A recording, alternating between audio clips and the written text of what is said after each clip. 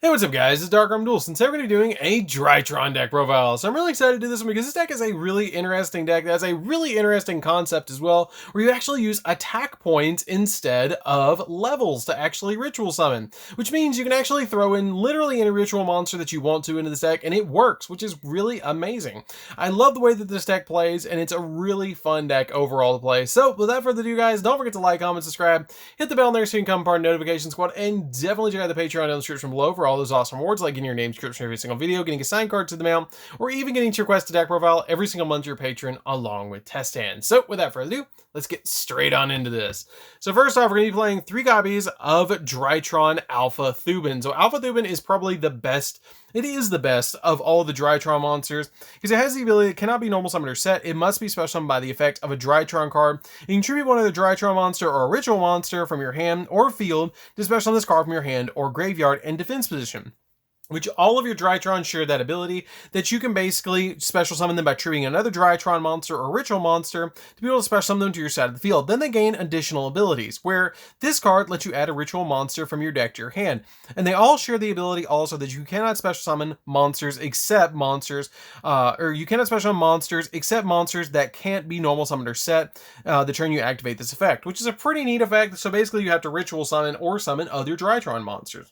We then play 3 copies of Drytron Zeta. Zeta is also really good. It lets you add a ritual spell from your deck to your hand, which is why you play this as a 3 of as well. We then play a single copy of Delta. I just play 1 Delta in my build because Delta has the ability that you reveal a ritual monster, ritual spell in your hand if you do draw a card, which is really awesome as well. And then I play a single copy of Gamma. Gamma is also a really neat card. You just need Gamma as a 1-of because it basically lets you special summon one other Drytron monster with 2000 attack from your graveyard. So it's just a good recovery card, but you just need it as a 1-of. And that's pretty much it for the Drytron package.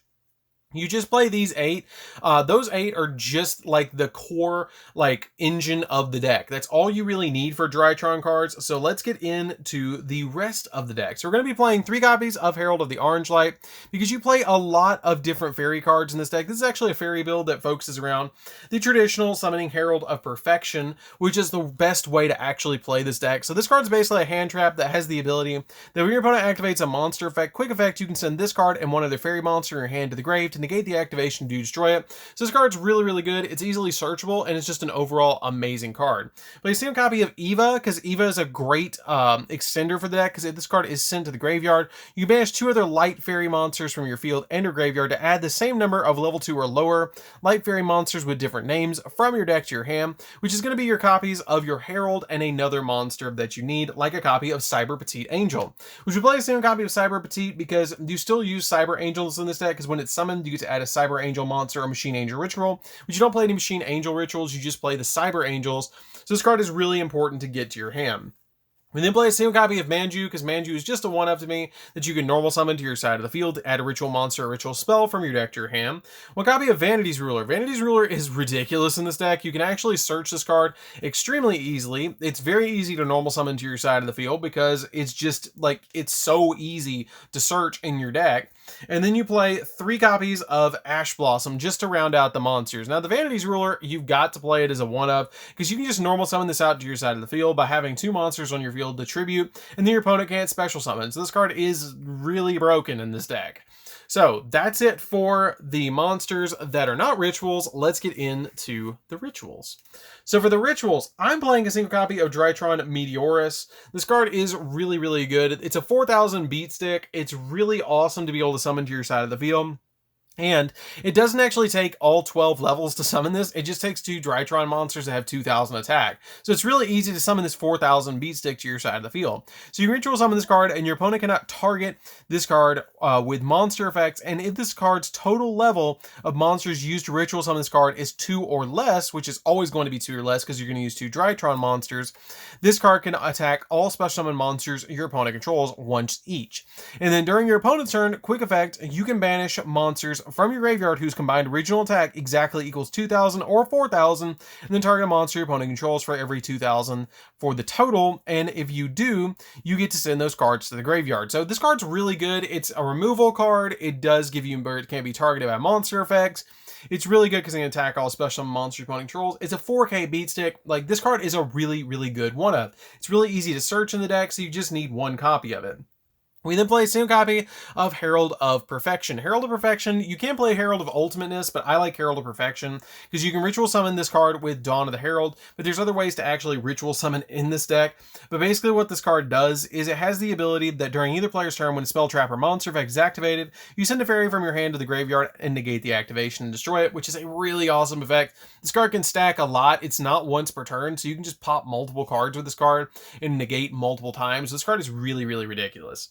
We then play a single copy of Cyber Angel Benton. I just play one Benton because it's at 1. And this card can loop in this deck like it's crazy how much. I talked about this in the top 5 cards that needed to be banned.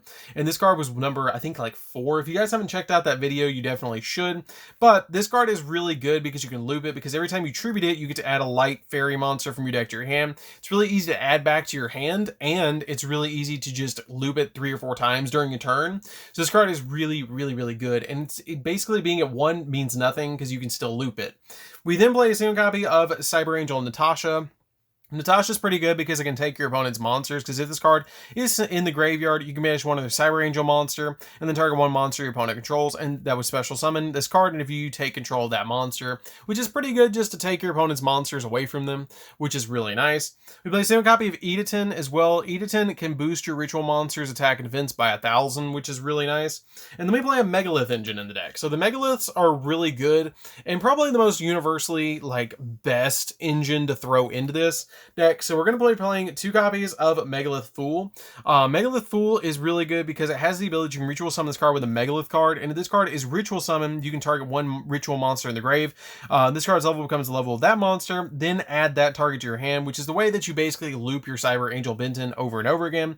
And then during the main phase, quick effect, you can activate the card to ritual summon a Megalith ritual monster from your hand or deck by tributing monsters from your hand or field whose total level equal or exceed the level of the ritual monster that you're trying to ritual summon, which is pretty good as an effect. We play the same copy of Orphagal. Orphagal is kind of neat too because it can help you ritual summon, and also it lets you, during the main phase, you can activate the effect to ritual summon one ritual monster by trading monsters from your hand or field, including this card whose total level equal or exceed the level of the ritual monster. And also, if this card is ritual summon, you get to add a Megalith monster from your deck to your hand, which is your Fool or your copy of Orphagal. And then I play one copy of Bethor. Bethor is just a one-of. Bethor is just really good because it lets you, when it's ritual summoned, if this card is ritual summoned, you can target cards your opponent controls up to the number of ritual monsters with different names in your grave and destroy them. And you usually have between 2 or 3 when this hits the field. So this card's going to pop multiple cards. So you play it as a one-of, just as a little bit of a disruption to pop cards your opponent has. So that's it for the ritual monsters. Let's get into the spells. So for the spells, we're playing a single copy of Dawn of the Herald. Dawn of the Herald is basically here to ritual summon out your copy of your Herald of Perfection. And it also has the ability you can banish it from the graveyard, and then you get to target one ritual monster in your grave that was tributed for the ritual summon, and then you get to return that target to the hand, which is another way to loop Benton, which is really cool. One copy of Meteorus. You only need one Meteorus. You can ritual summon any of the ritual monsters that you have with this card, and it has the ability that you can also, you must tribute machine monsters from your hand or field whose total attack equal or exceed the ritual monster's attack. And if this card's in the graveyard, you can target a Drytron monster you control. It loses exactly 1,000 attack until the end of the turn. And if you do, add this card back to your hand. So you can constantly loop this card, so it's why you just play it as a one-of. I play 3 copies of Nova. Nova is essentially quick launch, or if you played Armed Dragons, Armed Dragon Flash. It's the easiest way to basically sum this card up. You can special summon a Drytron from your deck, but you destroy it during the end phase. You can activate this card once per turn. And it does have the Drytron lockdown effect that you can't normal or special summon any monsters except for monsters that can't be normal summoned or special summoned. You can't summon any of those monsters. So it kind of locks you down a little bit to be able to just kind of be able to play in the game without being too broken. But the only downside is it's not a quick play.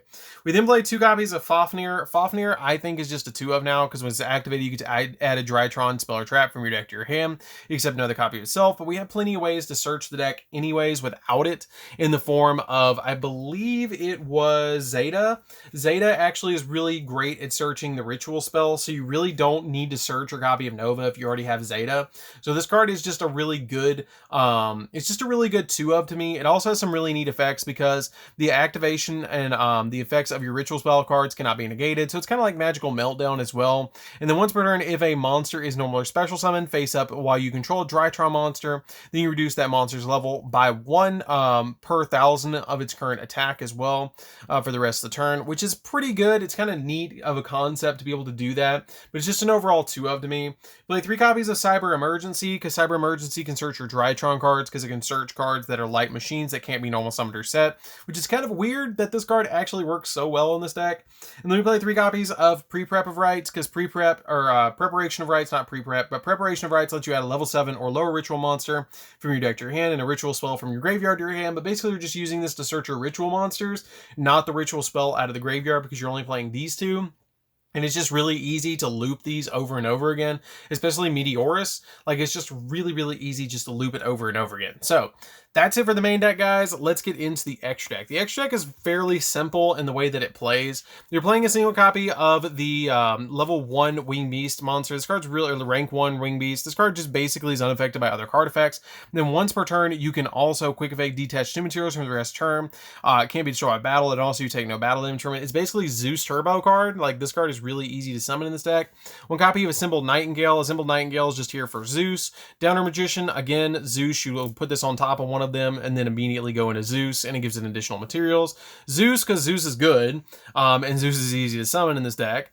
1 copy of Beatrice for combo, because it can send cards from deck to graveyard. And 1 copy of Constellar M7, because it is a light deck, and it's pretty easy to get 2 level 6 light monsters on your side of the field and the ritual monsters. So it can be really helpful in this deck to be able to get cards back. So this lets you target a monster in either player's graveyard and return to the hand. So it can help you, again, loop your copy of your Benton. So this card's really good. So, for the other cards we're playing a single copy of Access Code. Access Code is basically here just to be able to give you additional pops. Boral Sword, because it can help OTK. 1 copy of Boral Load, because it can help you out Dragoons. And it's just an okay card in the extra deck. 1 copy of Appaloosa, because it gives you additional negations. Unicorn, because it spins stuff. 1 copy of Phoenix, because it pops spells and traps. Cerberus, because it pops monsters. Link Rebo, because you play a lot of level 1s. And then Relinquished Anima, because it can be made with a level 1 monster, which all your Drytrons are. So basically, you play a bunch of really good Link monsters, and then you play Zeus package, which is pretty much the deck, with the way the deck works. So that's it for the deck, guys. I hope you did enjoy it. It's a really cool deck to play with. If you guys have never played the deck, it's relatively, except for Nova, budget right now. Now, it's going to get a little bit crazy later on, which is why I wanted to go ahead and profile it.